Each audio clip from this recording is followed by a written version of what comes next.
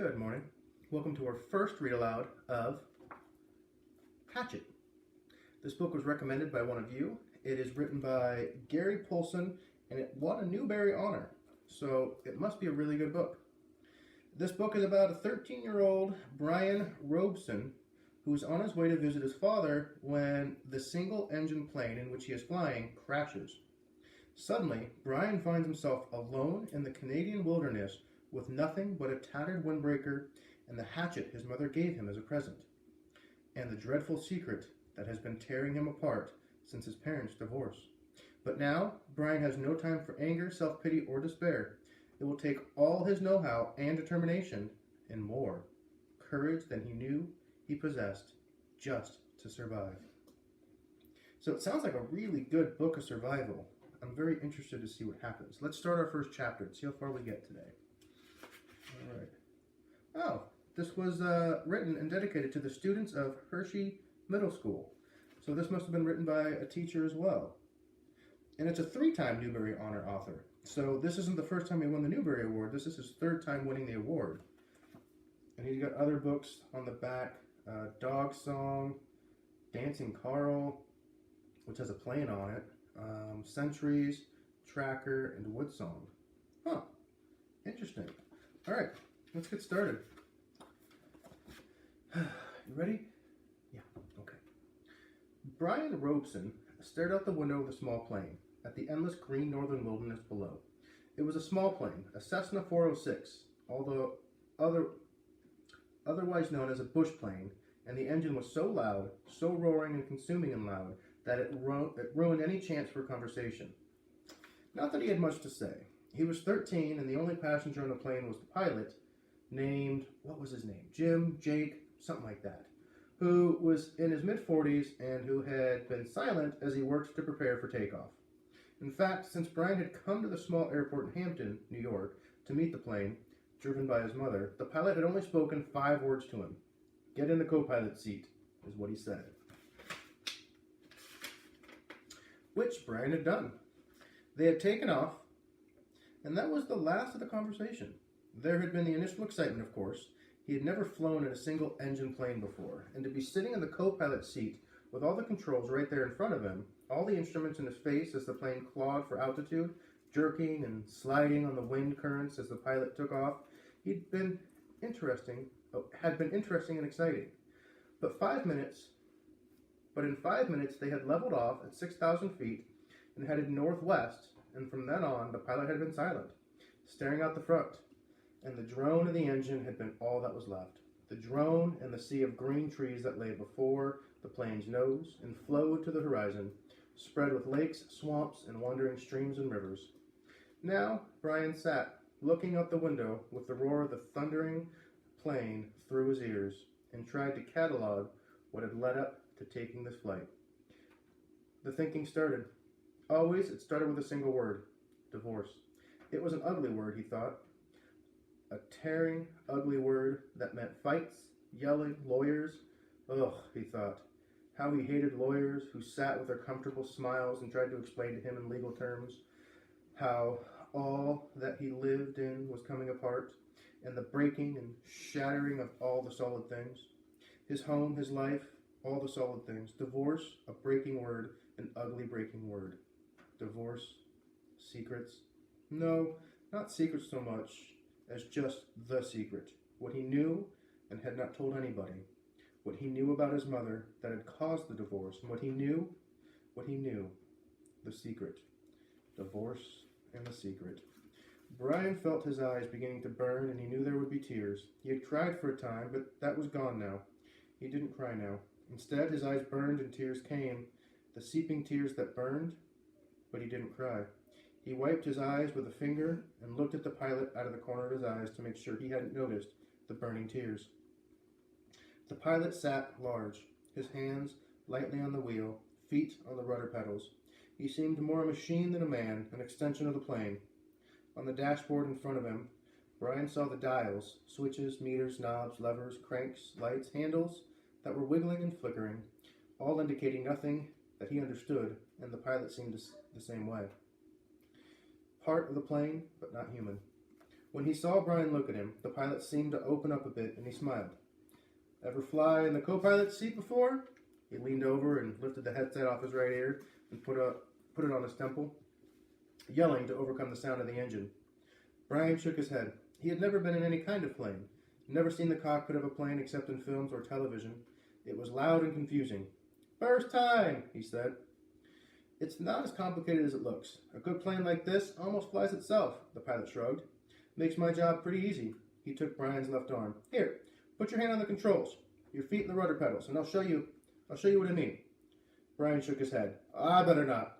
Sure, try it. Brian reached out and took the wheel in a grip so tight his knuckles were white. He pushed his feet down on the pedals. The plane slewed suddenly to the right. Not so hard. Take her light, take her light. Brian eased off, relaxing his grip. The burning in his eyes was forgotten momentarily as the vibration of the plane came through the wheel and the pedals. It seemed almost alive to him. See? The pilot let go of the wheel, raised his hands in the air, and took his feet off the pedals to show Brian that he was actually flying the plane, alone. Simple. Now turn the wheel a little to the right and push on the right rudder pedal. Just a small amount. Brian turned the wheel slightly, and the plane immediately banked to the right. And when he pressed on the right rudder pedal, the nose slid across the horizon to the right.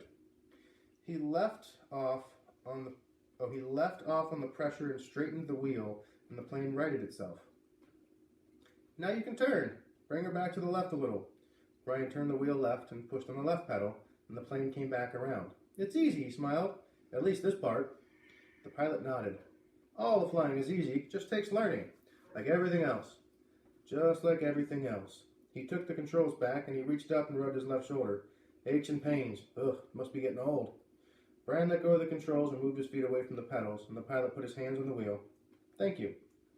The pilot had put his headset back on, and the gratitude was lost in the engine noise, and things went back to Brian looking out the window at the ocean of trees and lakes. The burning eyes did not come back, but memories did. They came flooding in. The words. Always the words. Divorce, secret, fights, split, the big split.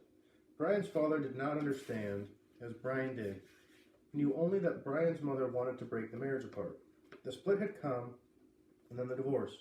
All so fast, and the court had left him with his mother, except for the summers, and what the judge called the visitation rights. So formal. Brian hated judges as he hated lawyers. Judges that leaned over the bench and asked Brian if he understood where he was to live and why. Judges with the caring look that meant nothing, as lawyers said legal phrases that meant nothing as well. In the summer, Brian would live with his father, in the school year with his mother. That's what the judge said after looking at the papers on his desk and listening to the lawyers talk. Talk. Words. Now the plane lurched slightly to the right, and Brian looked at the pilot. He was rubbing his shoulder again, and there was the sudden smell of body gas in the plane. Brian turned back to avoid embarrassing the pilot, who was obviously in some discomfort. Must have stomach troubles. So, this first summer, when he was allowed to have visitation rights with his father, with the divorce only 1 month old, Brian was heading north.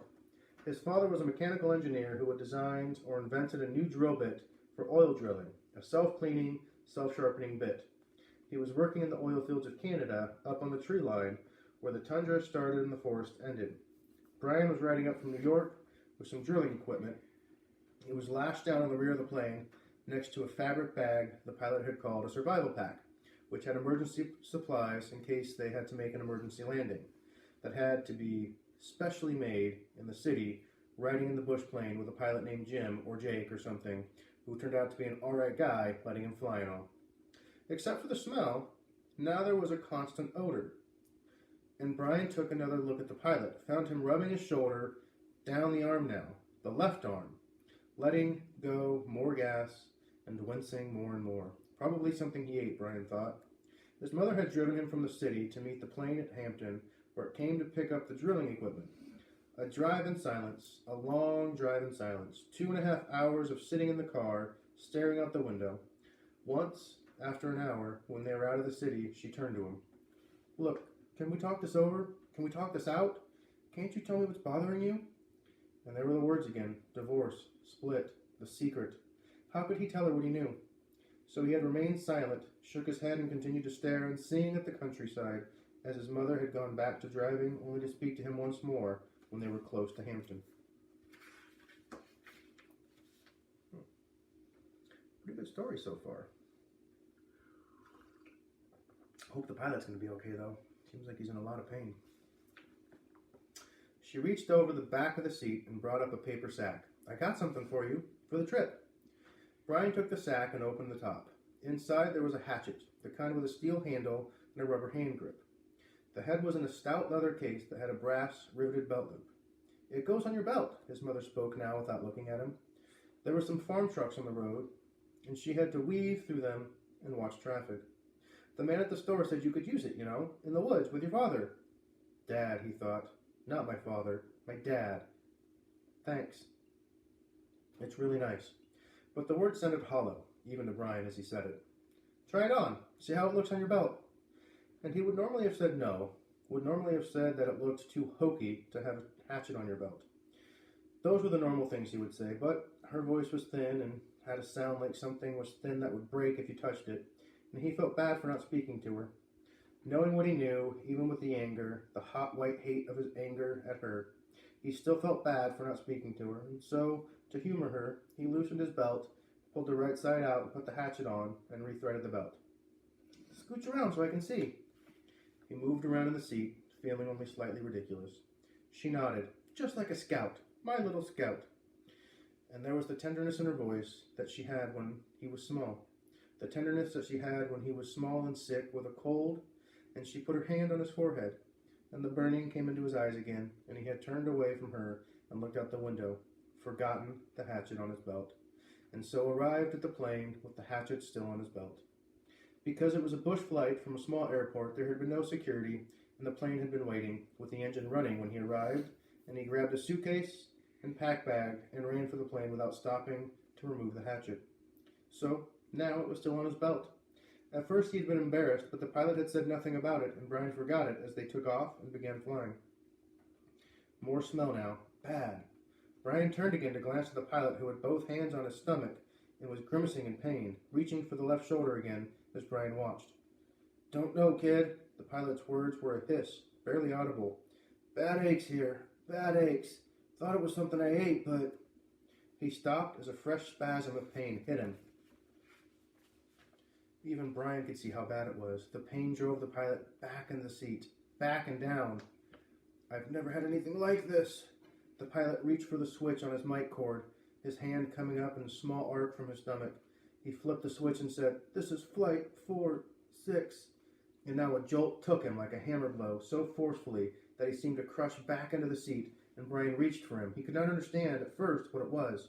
He could not know. And then he knew. Brian knew. The pilot's mouth went rigid. He swore and jerked a short series of slams into the seat. Holding his shoulder now, he swore and hissed, Chest! Oh, my chest is coming apart. Brian knew now. The pilot was having a heart attack. Brian had been in the shopping mall with his mother when a man in front of Paisley's store had suffered a heart attack. He had gone down and screamed about his chest, an old man, much older than the pilot. But Brian knew. The pilot was having a heart attack, and even as the knowledge came to Brian, he saw the pilot slam into the seat one more time.